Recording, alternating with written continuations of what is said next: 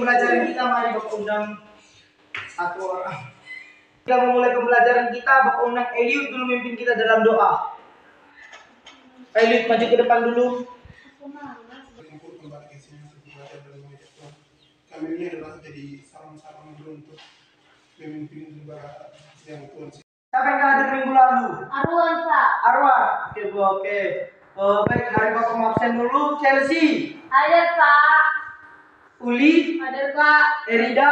Hadir, Pak. Nelly. Hadir, Pak. Angelina Manurung. Hadir, Pak. Luminda. Hadir, Pak. Angelina Arwan. Hadir, Pak. Eliud. Tio. Bapak hari ini juga mau bertanya nih kepada anak-anak. Pernah nggak kalian berbeda pendapat dengan orang-orang lain? Sering, Pak. Pernah. Biasanya perbedaan pendapat kalian itu tentang apa aja? Tentang tugas. Tugas. Masalah percintaan. Masalah percintaan. Masalah uang, Pak. Masalah uang. Apa lagi? Apa lagi ini tadi, Liut? Masalah hidup. Masalah hidup. Tentang cinta-cintaan. Tentang cinta-cintaan. Nah, pastinya kita sering ada yang namanya perbedaan di setiap pertemanan kita. Nah, jadi hari dan Pak. Oke, coba bisa sama-sama kita membacanya. Sama-sama dong. 1, 2, 3, ya. Diskriminasi. Oke, Allah menolak diskriminasi. Anak-anak semua di sini tahu nggak apa itu diskriminasi? Terhadap seseorang atau kelompok berdasarkan karakteristik tertentu seperti ras, agama, gender, usia, orientasi seksual, atau disabilitas. Nah, tadi Uli sudah menjelaskan apa itu diskriminasi. Coba ada diskriminasi itu di mana seseorang. Kedua, siswa dapat menemukan bukti adanya perlakuan diskriminasi di lingkungan terhadap mereka yang berbeda ras, etnis, gender, budaya, dan lain-lain. Dan yang ketiga, siswa dapat mengakui bahwa Tuhan tidak Agama, suku, dan jenis kelamin. Tuhan Yesus merupakan seorang aktivis sosial yang sangat bersemangat. Hidup Tuhan Yesus menggambarkan citra Allah yang sejati, sangat menyayangkan sesamanya tanpa memandang bulu, tanpa memandang lelah dia. Berkelilingan mengunjungi, menjumpai diri, menyentuh, dan berbicara dengan orang-orang tidak berdaya dalam suatu organisasi di lembaga Kristen, yaitu bagaimana kita bisa menghapus yang namanya diskriminasi seperti yang dilakukan oleh Tuhan Yesus. Hidup Yesus menggambarkan citra Allah yang sejati, sangat menyayangi sesamanya tanpa ada memandang bulu, tanpa ada memandang ras, tanpa ada memandang suku, budaya, bahkan namanya jenis kelamin. Nah, Tuhan adalah citra kita. Lukas 18 ayat 15 sampai 17. Buka di HP-nya terlebih dahulu. Lukas 18 ayat 15 sampai 17. Sudah dapat semua? Lukas 18 ayat 15 sampai 17. Sudah dapat? Maka datanglah orang membawa anak-anaknya. Melihat itu, murid-muridnya memarahi orang-orang itu. Tetapi Yesus memanggil mereka dan berkata, biarkanlah anak-anak itu datang kepadaku, dan jangan kamu Baca yaitu di Lukas 18 ayat 15 sampai 17. Nah, coba siapa yang bisa menyimpulkan apa yang tertulis menurut kamu aja? Yang tertulis dalam Lukas 18 ayat 15 sampai 17 itu. Coba salah satu orang. Oke, Nelly. Makna dari kitab Lukas 18 ayat 15 sampai 17 itu adalah menghargai yang lemah dan tidak berdaya. Murid-murid menganggap anak-anak tidak layak mendapat perhatian Yesus, tetapi Yesus justru menegaskan bahwa mereka adalah bagian dari kerajaan Allah. Ini menantang diskriminasi terhadap kelompok yang dianggap tidak penting atau lemah dalam masyarakat.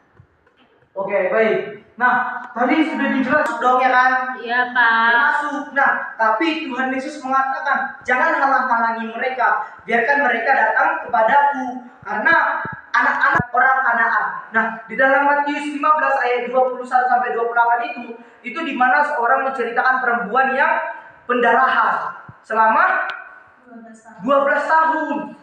Bahkan di situ pada waktu itu Perempuan ini memiliki iman yang begitu kuat bahwasannya melakukan diskriminasi. Tuhan Yesus tidak membiarkan dia.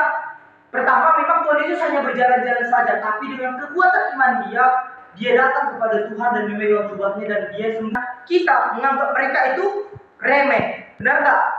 Ada aja kadang kita menganggap mereka bahwasannya mereka harus butuh bantuanku nih. Kalau nggak ada aku, mereka nggak bisa apa-apa. Benar?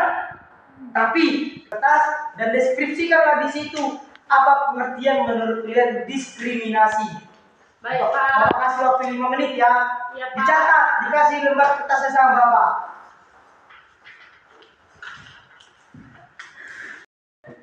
Oke, baik, sudah selesai.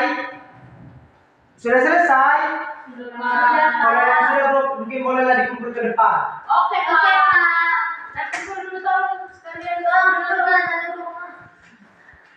Kumpul ke depan dulu. Terima kasih ya, Mak Uli. Elit belum kumpul, Pak. Edit belum kumpul. Belum, Pak. Edit kalau tidak melihat. Ada tunggunya itu. Oke. Main-main aja, Pak. Tidak. Edit silakan kumpul ke depan. Betul nampak teman ya. Oke, aman nggak apa-apa. Oke. Oke, baik. Bapak udah membaca nih tentang pengertian kalian, pemahaman kalian, mungkin sudah ada lah sekian persen kalian memahami tentang apa itu diskriminasi. Nah, jadi Bapak mau buat kelompok ini. Bapak mau buat 2 kelompok. Nah, Bapak mau buat kelompok yaitu tentang pemahaman kalian yang nanti coba dibuka dari Alkitabnya. Di HP-nya dalam di Alkitab itu ada tertulis di dalam Lukas 6 ayat 27.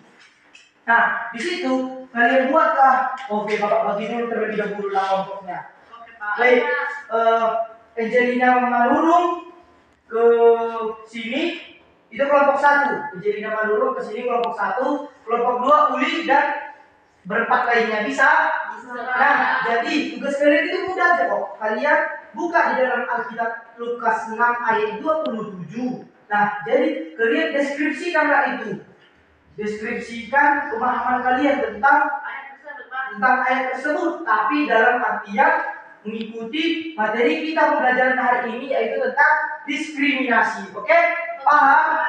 Nah, Bapak kasih juga waktu 3 menit untuk mendiskusikannya, tidak usah lama-lama. 5 menit ya, Pak. Oke, baik, 5 menit. Awalan yang bagus. Oke, Bapak kasih waktu 5 menit untuk mendeskripsikan tentang Lukas 6 ayat 27, oke?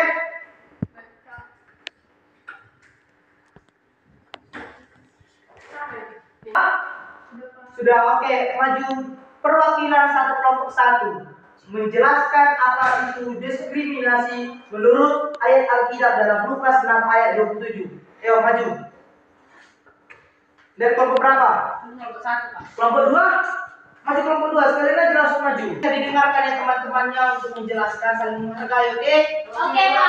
Kelompok 1 dimulai dari Elida, jelaskan. Baiklah, hasil diskusi kelompok kami yaitu tentang kitab Lukas 6 ayat 27. Melawan kebencian dengan kasih, diskriminasi seringkali muncul dari kebencian, prasangka atau ketidaksukaan terhadap kelompok tertentu. Ayat ini mengajarkan bahwa respon yang benar terhadap kebencian bukanlah balas dendam atau kebencian yang sama, tetapi kasih. Menjembatani perpecahan sosial, Yesus mengajarkan untuk mengasihi bahkan mereka yang dianggap musuh. Dalam konteks diskriminasi, ini berarti memandang setiap orang sebagai sesama manusia yang layak dihormati, terlepas dari ras, agama, status sosial, atau latar belakang lainnya. Baik Pak, hanya itu yang kami dapat, Pak. Terima kasih. Kami dari kelompok 2 mendiskusikan dalam Lukas 6 ayat 27 ini yaitu menolak balas dendam. Seringkali diskriminasi melahirkan siklus kebencian yang terus berlanjut. Yesus mengajarkan bahwa cara mematikannya adalah dengan membalas kebencian dengan kebaikan, bukan dengan perlakuan yang salah untuknya.